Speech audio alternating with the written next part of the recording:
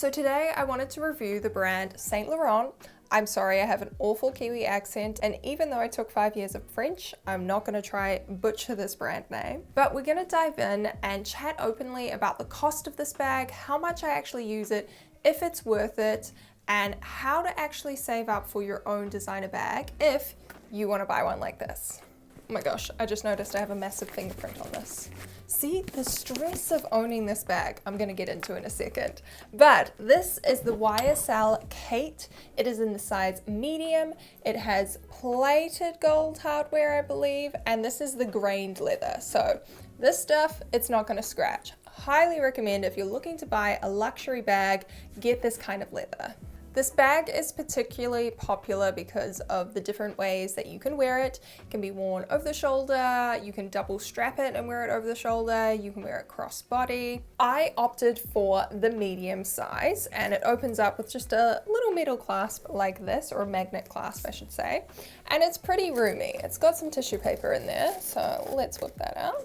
I can fit basically everything I need in here.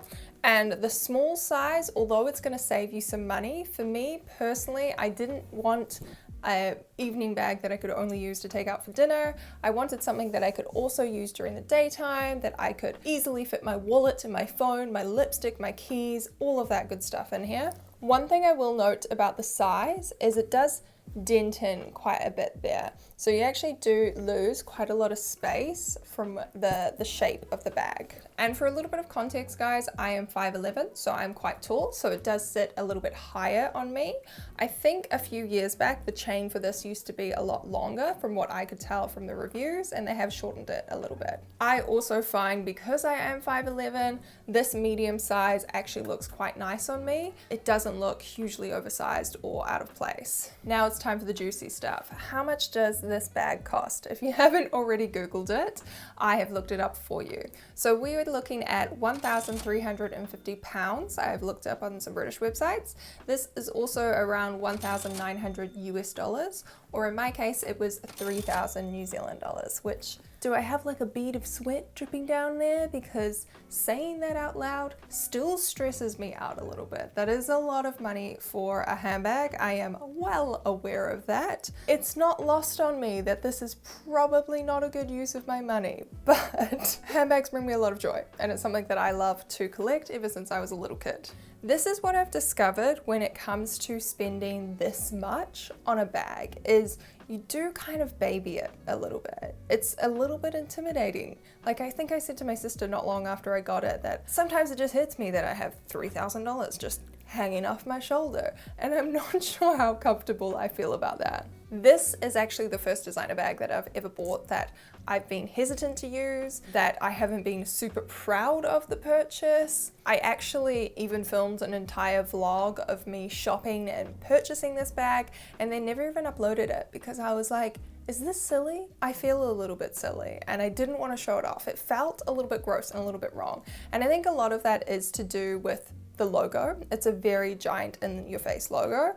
And then of course the price. When I compare this to my Louis Vuitton Speedy, this is in the 25 size, and it is the bandolier version with the strap. This is something that I had no regrets buying. I bought this when I was still a journalist, not making much money, still living at home with my parents. Don't worry guys, I had a lot of my savings. It's not like I was spending my life on this bag, but it was a really big deal for me. And when I purchased this, I was so over the moon happy. I was using it every single day. It brought me so much joy. This one, in contrast, I just felt a little bit icky around. I am realizing that perhaps the logo and that big embellished like gold in your face shininess of it, maybe this isn't quite for me. However, I do love the classic style of this bag. I find it really easy to style. You can wear it with jeans and a t-shirt, jeans and a blazer. I love wearing it with this beautiful emerald dress that I own as like an evening look. I've worn it with my leather jacket. It goes with so much of my wardrobe, and that's exactly why I wanted a black and gold bag like this. And for me, it was also thinking strategically around what bags I might want to buy in my future. And for me, I've always wanted a black Chanel with gold hardware in this size, but they are just getting to a ridiculous price. So in my eyes, this is a better purchase. This is a better use of your money, and it still has that high luxury kind of feel to it. It's a classic brand, a classic shape. This isn't going to go out of style, and that is why I still back this purchase, and I don't see myself selling this bag anytime soon. Speaking of selling, I actually did have a Saint Laurent bag a few years back that I did end up selling because I just didn't use it. And that was the classic tote bag that they do. It's just a very simple leather with a very faint kind of small logo at the top. And I loved that because it was very understated, unlike this guy, which is right up in your face. I did do a video review of that tote bag when I had it, and it has a lot of comments and a lot of people do ask if I'm still using that bag. I prefer a structured bag like this, something like this, or something like my good old friend the Speedy 25, or back here you can see I have a Strathbury top handle bag. That is my vibe. I really discovered that is my style. That's what I will lean towards. That's what I pick up when I'm deciding what I want to wear. Floppy tote bags that don't have the structure are just personally not for me. So although I sold that bag, if you are interested in buying it, I do think it's beautiful. I think it's classic. I think it is far better than the Louis Vuitton Neverfull tote, in my controversial opinion. So I will pop some links to where you can buy that bag down below if it's something you're interested in. When it comes to leather goods, I do think Saint Laurent have beautiful quality, and on the scale of designer luxury leather goods, I do think they hit the spot in terms of they're not all the way up here at Chanel, and Louis Vuitton, they're even a little bit cheaper than when it comes to leather. The canvas bags are obviously cheaper, but leather, the price goes up quite a lot at LV. I'm now really trying to, I guess, break through that barrier of me like not feeling good enough almost to own a bag like this. I'm really trying to embrace it, to use it more, to take it on the plane with me, not to be so precious with it, because I think that's really only when these luxury bags become worth it. If you're gonna spend a good couple of $1,000s on a luxury bag and then leave it in a closet like this because you're too scared to scratch it, that is when I think it's a total waste of money. These bags are made to be enjoyed, to be worn, and to be loved. And I think it's really important to see how you feel about a bag rather than how your followers or what social media has to say about a certain bag, a certain brand, or a certain logo. Even me making this video is like a little bit of a like, yes, Ellen, this is your bag and you deserve this, and we're gonna share it with the world, and everything is happy and amazing because, as I said, I have been hiding this particular bag from my YouTube channel for a while. Now this brings me to the second half of this video where I really wanted to add some value and talk about how to save for designer bags, because let's be real, these kind of bags are a once in a year purchase. Some particular styles and brands I know will be a once in a lifetime purchase, and I want to make sure that I'm set up financially so I don't have to be like that girl I saw on TikTok and buying my bags on my credit card while also being in debt. So today I have 6 tips for you to save for your next designer handbag purchase. The first one I always talk about in any kind of finance video, and that is creating multiple bank accounts. Have a separate bank account for your emergency savings that you do not touch. That bank account is not for handbag purchases, as tempting as that money might be. Likewise, I really like to separate things out in terms of bills. I pay myself monthly, I run my own business, and that means I want to make sure that when it comes time to paying my rent at the end of the month, I have enough money for that. Or things like my car insurance, my health insurance, all of those little things, they get pulled out immediately from my paycheck and put into a separate bills bank account. If you are someone who really struggles with spending and saving, you may like to set up a separate bank account, especially for your handbags. This way, if you think something like a $3,000 purchase is quite a lot for you, start by just putting in $20 a week and see how you could build up to your dream purchase. Tip number 2 is creating a budget. We can dream about these handbags all that we want, but we need to get real with our finances. Get up and close and personal with all of the incomings and outgoings of your account. Create a little Excel spreadsheet.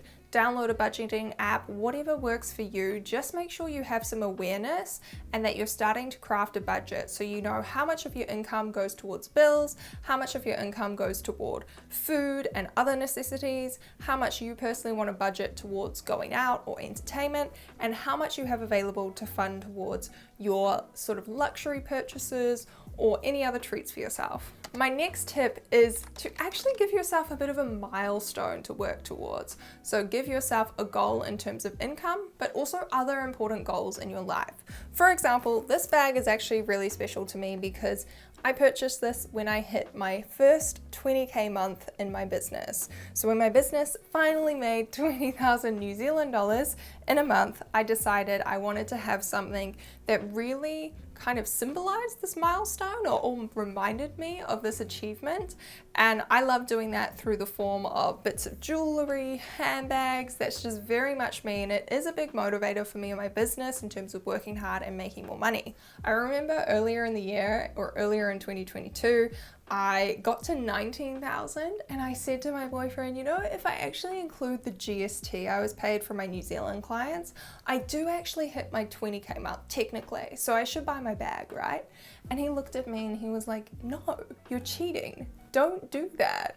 This really brings me to my next tip, which is avoiding temptation. So we're very good at making up excuses, you know, spinning our way that we have reached our goal early, or we are on social media and we're like, damn, that girl is so cool with her new Gucci bag.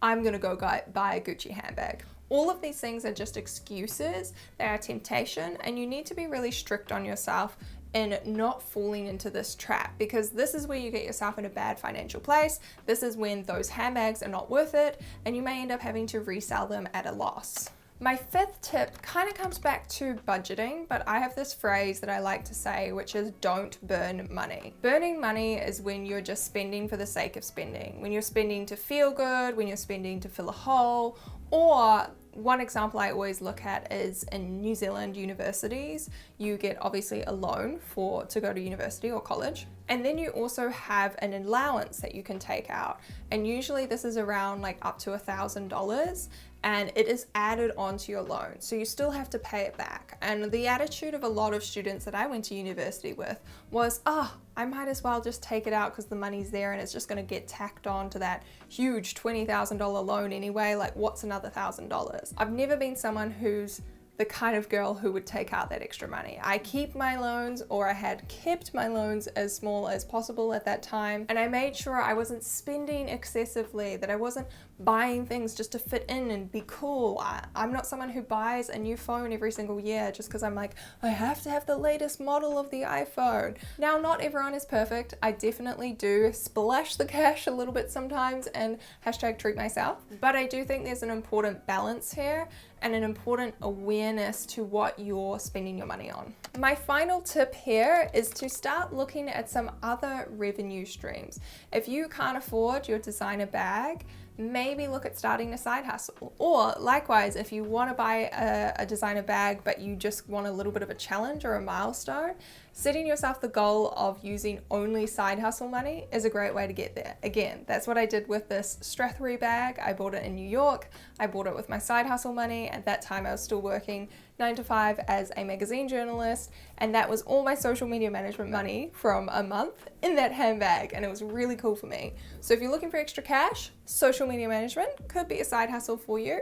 I have lots of information on my website around how to become a social media manager. I have a PDF guide, I have a webinar, so I'll link all of those down below, just as a little bit of a self-promo moment. But for now, those are all of my tips on how to save for designer bags, and that is also my review on Saint Laurent as a brand and this Kate medium sized crossbody bag. I hope you guys have enjoyed today's video. Let me know in the comments below what you think, whether you're planning on purchasing this bag. I'll also have some links in the description if you want to get this exact size and leather and color and all of that stuff. Make sure you check out some other videos from my sister Tara and I, all about fashion, business, careers. That's what this channel is all about, combining the luxuries and also the hard work to buy these things. With that all out of the way, thank you guys so much for watching. I will catch you in the next video. Bye!